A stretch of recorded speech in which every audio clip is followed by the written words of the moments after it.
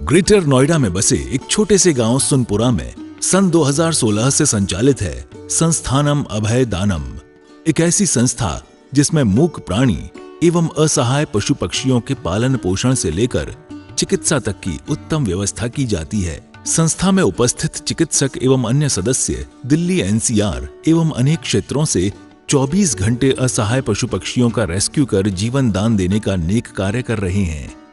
संस्था में ज्ञान दानम गुरुकुल भी चलाया जा रहा है, जहां छोटे बच्चों को लौकिक शिक्षा के साथ जैन धर्म एवं जीवन उपयोगी संस्कार भी दिए जा रहे हैं। शिक्षा ही नहीं बल्कि बच्चों के रहने एवं खाने की भी निःशुल्क व्यवस्था की जाती है। इनके साथ ही संस्थान में औषधानम आयुर्वेदिक एवं प्राकृतिक चिकित्सा केंद्र में चिकित्सकों के परामर्श से लोगों का उपचार निःशुल्क किया जाता है। संस्था में हथकरघा एवं हस्तशिल्प प्रशिक्षण केंद्र भी संचालित है, जिसमें युवाओं को विभिन्न कलाओं का निःशुल्क प्रशिक्षण प्रदान किया जा रहा है। सन 2017 में इस परिसर में श्री दिगंबर जैन मंदिर की स्थापना भी की गई, जहां अरिहंतगिरी तमिलनाडु से लाई गई मूलनायक भगवान शांतिनाथ की मनोहारी प्रतिमा लगभग 500 वर्ष प्राचीन है। प्रतिमा इतनी निराली है कि हर कोई इन पर मोहित हो जाता है। मंदिर जी में प्रतिदिन प्रभु का अभिषेक, शांति धारा एवं पूजन होता है। वर्तमान में पशुजन्य दुग्ध पदार्थ क्रूरता मुक्त न होने के कारण यहाँ अभिषेक हेतु वनस्पति जन्य विकल्पों जैसे कि नारियल जल, पुष्प एवं फलों के रसों का प्रयोग किया जाता है। क्षेत्र पर हस्तलिखित पांडुलिपि संग्रहालय, जैन वीगन ऑर्गेनिक भोजनालय, गुरुकुल निर्माण का कार्य निरंतर चल रहा है। यदि आप भी ऐसे मनमोहक स्थान संस्थानम अभयदानम के किसी भी कार्य एवं क्षेत्र में सहयोग देना चाहते हैं तो संपर्क करें 9868356946 9329322040। आचार्य श्री उमा स्वामी विरचित तत्वार्थ सूत्र पाठशाला।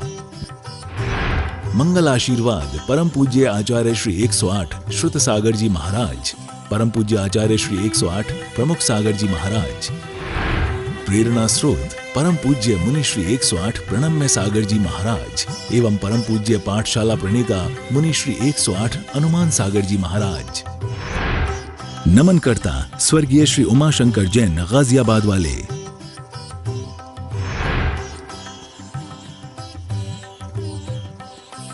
यहाँ पर क्या है, मूल रूप से खाली द्रव्य वर्ड है संग्रह ने, ये द्रव्य वर्ड नहीं है। खाली इंद्रिय बोल दिया तो क्या हो गया, संग्रह ने केवल तत्व बोल दिया, केवल जीव बोल दिया, केवल स्थावर बोल दिया तो वो क्या हो गए, संग्रह ने। जो इनमें फर्दर भेद करे, ये सब क्या है जो इधर लिखे हैं, ये व्यवहार ने है। ठीक है, उदाहरण द्रव्य, इंद्रिया जो ऊपर उदाहरण लिए, और तत्व जीव के भेद। और इसमें आप लिख सकते हैं ये जो व्यवहार ने है, जहां तक भेद किया जा सके वहां तक भेद करता जाता है।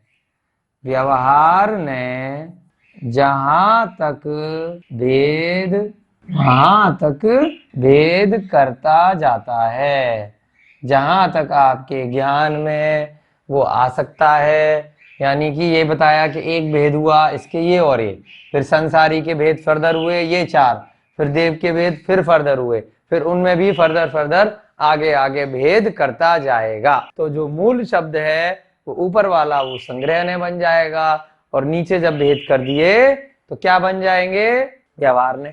इसी सूत्र से समझ लो, खाली नए बोला तो संग्रह ने, जब इनके सारे भेद कर दिए तो ये सब मिला के क्या हो गए, अलग अलग जब बताए तो व्यवहार ने, है ना। किसी भी चीज के जब भेद करते हैं तो संग्रह ने और व्यवहार ने उसमें एक साथ बन जाते हैं। अगला सूत्र क्या है आपका, ऋजु सूत्र नए। चौथा क्या सूत्र है, ऋजु सूत्र नए।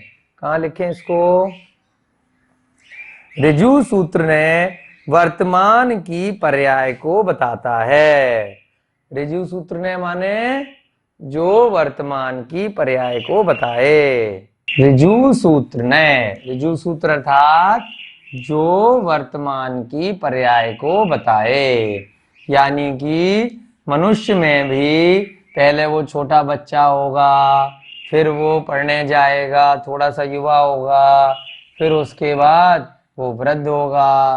तो ये सारी उसकी पर्याय बदल रही हैं, परंतु पिछले बचपन की फोटो तो आपको ध्यान नहीं। तो क्या है, ये सब ऋजु सूत्र ने वर्तमान में जो पर्याय जैसी है वैसी बताना।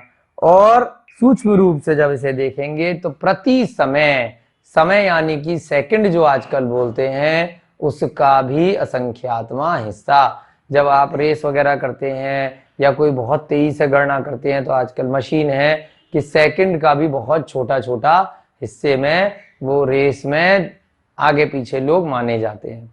तो वो क्या है, उसमें भी इतना फर्दर चले गए कि जो हमारे आजकल के जो यंत्र हैं, घड़ियां हैं, उससे भी नहीं पकड़ पाए। परंतु जिस सीमा का दोबारा से भेद ना हो सके, तो समय की यानी कि काल की सबसे सूक्ष्मतम इकाई, उसे क्या बोला है ग्रंथों में, समय। तो प्रति समय यानी कि उतना सूक्ष्मतम इकाई, उसमें जो हर पदार्थ में, उद्गल में जो परिणमन हो रहा है, यानी कि परिवर्तन हो रहा है। अब जो बचपन से युवा अवस्था का उदाहरण लिया या युवा अवस्था से वृद्धावस्था का उदाहरण लिया, तो अचानक से 10, 20, 50 साल में सडनली अकस्मात नहीं हुआ। कैसे हुआ, उस जीव की जो पर्याय है, जो काया है, उसमें प्रति समय सेकंड का भी असंख्यातवां जो सूक्ष्मतम भाग है, उसमें परिणमन हो रहा था। अभी हम पढ़ रहे हैं, यहां पर भी क्या है, हमारी पर्याय में प्रति समय परिवर्तन हो रहा है। ऐसे ही जितने भी पुद्गल के अणु हैं, उनमें भी सब में अपने आप से परिवर्तन होता रहता है। आपने कभी कोई पौधा लगाया हो, कोई छोटा सा बीज डाला गमले में या जमीन में, तो क्या वो अचानक से पेड़ बन जाएगा? अचानक से उसमें पत्तियां एक दिन में आ जाएंगी? प्रति समय उसमें कुछ ना कुछ परिणमन होगा, छोटा छोटा सा होके धीरे धीरे वो पौधा बनना शुरू होगा। कई बार आपको दिख भी जाता है कि कल तो इतना सा था, आज इतना हो गया, आज इसमें पुष्प निकल गया, फिर फल निकल गया, फिर बीज बन गया। तो ये सब क्या है, प्रति समय जो हमारी इंद्रियां हैं, जिससे हम उसमें परिणमन पकड़ नहीं पा रहे प्रति समय का, परंतु उसमें प्रति समय परिणमन होता है। उसको क्या बोलते हैं, ऋजु सूत्र ने जो वर्तमान की पर्याय को बताए और साथ साथ उस पर्याय में जो प्रति समय परिणमन हो रहा है उसको भी बताए। तो उसे क्या बोला, ऋजु सूत्र ने। एक एक चीज आचार्य महाराज ने बहुत ही गंभीरता से ली है। 10 अध्याय जब हो जाएंगे तब आपको लगेगा कि अब तक आपने जितनी भी चीजें अपने संसार में रहने के लिए, अपने विद्यालयों में, अपने कॉलेज में, अपने जो भी प्रोफेशनल कोर्स किए, अपने धन अर्जन के लिए जितने भी आपने चीजें पढ़ाई करी, उन सब के ज्ञान से ये ज्ञान बहुत ही अलग है, बहुत ही विशेष है, और इसमें हर तरह का आपको ज्ञान का सामंजस्य मिलेगा। तो बहुत ही अच्छा लगेगा आपको जब आपकी 10 अध्याय के सारे सूत्र पूरे हो जाएंगे। क्या बताया चौथे नंबर पे, ऋजु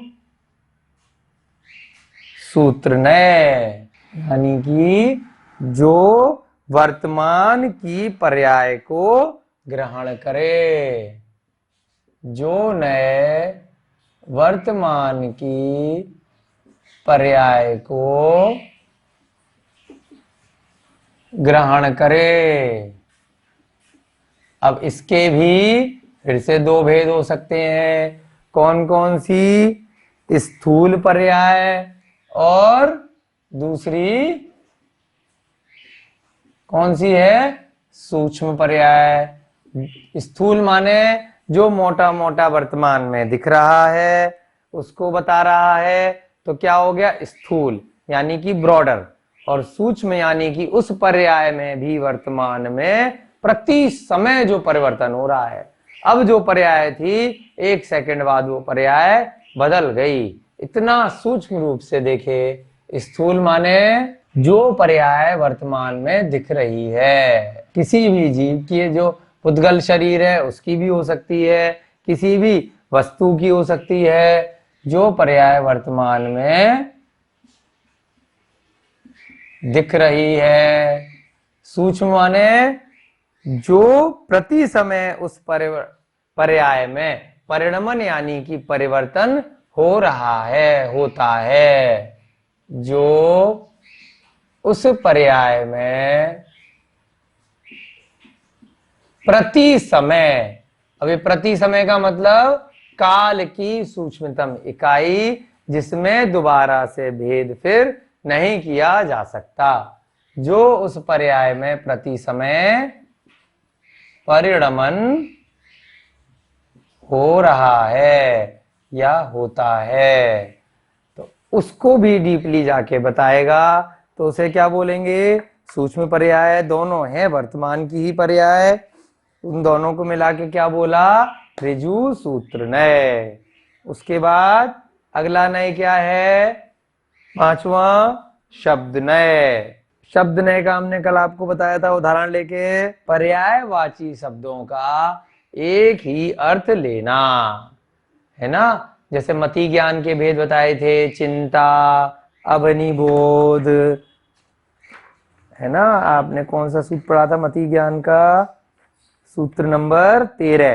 संज्ञा, मति, स्मृति, अवनिबोध, ये सभी पर्यायवाची हैं, लेकिन हमने 13वें सूत्र में देखा था कि इन सब के शाब्दिक अर्थ भी अलग अलग होते हैं। तो शब्द नय में कहते हैं कि शब्द नय का उल्टा है समभिरूढ़ नय। जैसे अभी हमने व्यवहार नय और संग्रह नय देखा था, ऐसे ही जोड़े में क्या है? शब्द नय और समभिरूढ़ नय।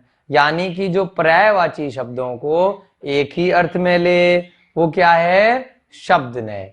और समभिरूढ़ नय में जो उन पर्यायवाची शब्दों के भी शाब्दिक अर्थ के हिसाब से अलग अलग उनका अर्थ ले, उसको क्या बोलेंगे? समभिरूढ़ नय। इसमें उदाहरण लिया था हमने कि भाई एक मुनि महाराज हैं, उनको कभी हमने तपस्वी बोला, कभी साधु बोला, कभी हमने श्रमण बोल दिया, कभी हमने दिगंबर बोल दिया, कभी हमने निर्ग्रंथ बोल दिया। तो ये सब शब्द हम कभी मुनि बोल दिया तो कभी महाराज जी बोल दिया, तो एक ही अर्थ में ले लिए, तो यानी कि क्या हो गया? शब्द नय हो गया। फिर हमने कहा श्रमण माने जो श्रम करे, तो उससे अर्थ लिया। मुनि यानी जो मौन से बैठे, तपस्वी यानी जो तप करें, है ना। निर्ग्रंथ यानी जब नग्न है, दिगंबर यानी कि दिशाएं ही जिनका वस्त्र हैं। इस प्रकार से अलग अलग उनके अर्थ लिए, तो क्या बन गया? समभिरूढ़ नय। लिख लेते हैं इसको, शब्द नय जो विभिन्न पर्यायवाची, यानी कि इंग्लिश में सिनोनिम भी बोलते हैं, पर्यायवाची शब्दों का एक ही अर्थ ग्रहण करे। क्या? उदाहरण में श्रमण, ये भी आप अपने साथ में उदाहरण लिख सकते हैं, तपस्वी, मुनि, साधु, निर्ग्रंथ इत्यादि। तो ये सब एक ही अर्थ में लेते हैं। शब्द नय में एक और बात चर्चा में आती है कि कई बार अगर हम आदर सूचक शब्दों का प्रयोग करते हैं, जैसे पिताजी आ रहे हैं, तो व्याकरण में क्या है? गलती है, क्योंकि पिताजी तो एक हैं, परंतु हमने क्या बोला? बहुवचन में कहा आ रहे हैं, है पे भी बिंदी लगा दी। और जब बोला एक व्यक्ति आ रहा है, किसी का नाम लेके सुरेश आ रहा है, तब तो ऐसा बोला। परंतु हमने अपने बड़ों को सम्मान देने के लिए, है ना, रेस्पेक्ट देने के लिए बहुवचन में प्रयोग किया, तो वह भी व्याकरण की गलती को हिंदी वर्णमाला में गलती नहीं माना जाता, संस्कृत में भी। तो इस प्रकार से उसको भी क्या बोलते हैं, तब ये जो बोला शब्द ने के ही उदाहरण में ये भी उदाहरण माना जाता है। वाक्य के व्याकरण की गलती को स्वीकार नहीं करता, है ना। शब्द ने वाक्य के व्याकरण की गलती को गलती नहीं मानता, यानी कि स्वीकार नहीं करता।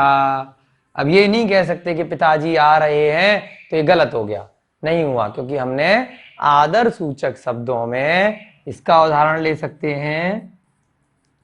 आदर सूचक शब्द गुरुजी के लिए भी हो सकता है, जबकि गुरुजी एक है। गुरुजी पढ़ा रहे हैं, गुरुजी आ रहे हैं, जबकि नॉर्मल कोई इंसान है तो उसको बोलेंगे कि वह पढ़ा रहा है। आज मेरा मित्र पढ़ा रहा है, वहां हमने बिंदी नहीं लगाई, ना बहुवचन का प्रयोग किया। तो किसी को अगर हम सम्मान देंगे, प्राकृतिक वातावरण में स्थित है, यहाँ बहुत सुंदर हसमुख प्रतिमाएं, नेमिनाथ भगवान की, मुनीश्वर भगवान की दर्शन करके मन प्रफुल्लित हो जाता है। यहाँ पे गौशाला चल रही है, पशु पक्षियों के लिए प्राकृतिक वातावरण है और खाने की भी यहाँ उत्तम व्यवस्था है। बहुत ही अच्छा लगा, बार बार आने का मन कर रहा है। तीर्थंकर लेनी आना चाहिए, सभी जैन बंधु यहाँ पधारे और दर्शन करके अपने आप को कृतार्थ माने, धन्य माने। नदी के अंदर से ये प्रतिमा निकली है, ये पूरा मंदिर नदी में से निकला है। आप सभी को यहाँ के दर्शन करने चाहिए और जरूर से आना चाहिए। यहाँ पे गौशाला और हथकरघा का काम भी चलता है और बहुत ही अतिशयकारी प्रतिमा है, बहुत ही सुंदर, जिसको देखते ही मन ऐसा करता है कि बार बार यहाँ मंदिर आए और बार बार दर्शन करें। प्रतिमा इतनी अतिशयकारी है कि दोबारा वापस मंदिर फिर दर्शन करने आए हम लोग। आचार्य श्री उमा स्वामी विरचित तत्वार्थ सूत्र पाठशाला।